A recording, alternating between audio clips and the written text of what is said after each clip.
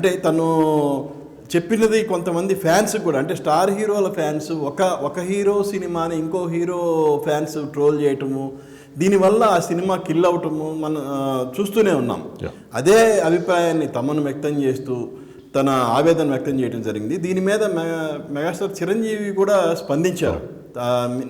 తమన్, నీలో ఎంత ఆవేదన ఉందనేది నాకు తెలియదు, ఎప్పుడు సరదాగా ఆడుతూ పాడుతూ ఉంటావు, అయితే నువ్వు వ్యక్తం చేసిన దాంట్లో చాలా నిజం ఉంది, దీన్ని అందరూ డెఫినెట్గా దీన్ని ఇక మీదటైనా ఆ ట్రోలింగ్ని ఆపాలి.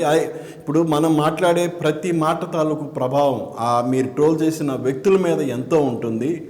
మాట అనేది ఎంతో స్ఫూర్తిని ఇస్తుంది, అలాగే నాశనం కూడా చేస్తుంది.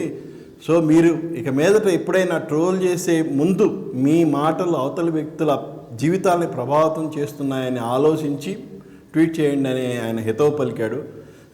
యాక్చువల్గా ఇది ఇప్పుడు హాట్ టాపిక్గా ఉంది టాలీవుడ్లో. సుబ్బారావు గారు, అంటే దీనిపైన కూడా తమను స్పందిస్తూ కూడా ఈ యొక్క గేమ్ చేంజర్ అంశాన్ని బేస్ చేసుకుని ఈ నెగిటివ్ ట్రోలింగ్ వల్లే గేమ్ చేంజర్ ఎక్కడికో వెళ్లాల్సిన సినిమా ఈ రోజున మిశ్రమ స్పందన రావడం, ఆటోమేటిక్గా కలెక్షన్స్ డౌన్ అవడం అనే అంశం చూసుకుంటే, ఇందులో జరగండి జరగండి అనే సాంగ్ ఎవరు లీక్ చేశారో నాకు తెలుసు. అది చాలా కష్టమైన విషయం. ఇక్కడ సినిమాలు రావడానికి సరే ఎంతో ఇంపార్టెంట్ అయిన వాళ్ళు మన ప్రొడ్యూసర్స్, వాళ్ళు ఎంతో మనకి దేవుడు లాంటి సమానం, వాళ్ళని ఎంతో జాగ్రత్తగా చూసుకోవాలి మనం. అది అందరు ఫ్యాన్స్కి ఒక బాధ్యత ఉంది, అందరి హీరోస్కి, అందరికీ మ్యూజిక్ డైరెక్టర్స్కి, ఎవ్రీ టెక్నీషియన్, ఒక లైట్ బాయ్, ఒక అన్నం పెట్టేవాడు కూడా ఒక ప్రొడ్యూసర్ని దేవుడిలాగా చూడాలి. అంటే ఈరోజు వరల్డ్ అంతా ఒక తెలుగు సినిమాని చాలా గర్వంగా చూస్తుంది. Telugu cinema is shining.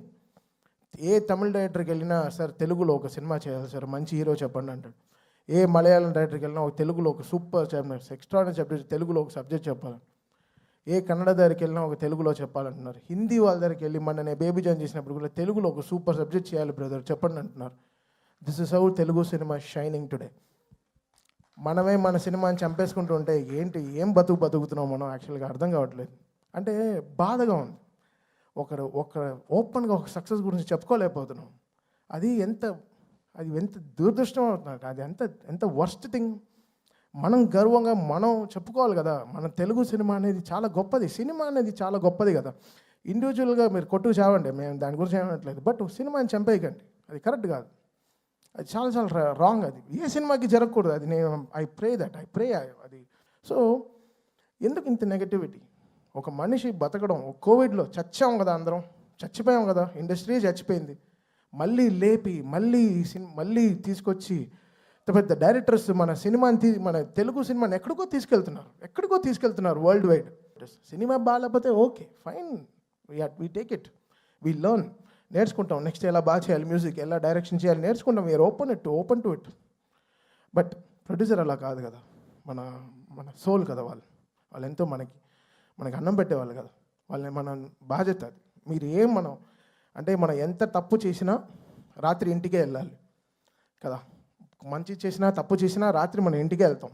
So మనం ఎలా చూడాలి ఇల్లు? సో అలానే ప్రొడ్యూసర్ కూడా, మనం ఈ సినిమాకి ఏం తప్పు జరిగినా అది డైరెక్ట్గా వెళ్ళి ప్రొడ్యూసర్కే ల్యాండ్ అవుతుంది. సో అది మనం ఎంతో బాధ్యతగా మనం అది తీసుకోవాలి, మనం దాన్ని ఎంతో పాటించాలి. సో ఇది ఏదో నేను చెప్తున్నాను కాదు, నేను చూసే ఈ నెగటివ్ ట్రోల్స్ చాలా సిక్కుగా ఉంది, భయంగా ఉంది, ఇరిటేషన్గా ఉంది, సిక్కుగా ఉంది. ఎక్కడ నా ప్రొడ్యూసర్స్ మాయం అయిపోతారో, కొత్త సినిమాలు వస్తాయో లేదో, డబ్బులు పెడతారేమో ఫ్యూచర్లో, బెంగ వచ్చేసింది.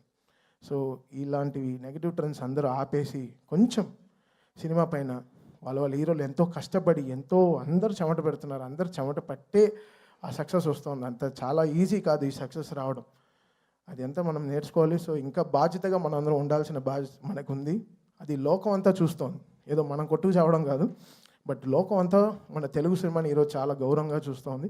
ఆ గౌరవాన్ని మనం ఎక్కడో ముందుకు తీసుకెళ్లాల్సిన బాధ్యత మన అందరికీ ఉంది, ఎవ్రీ హీరో ఫ్యాన్కి ఉంది. సో అది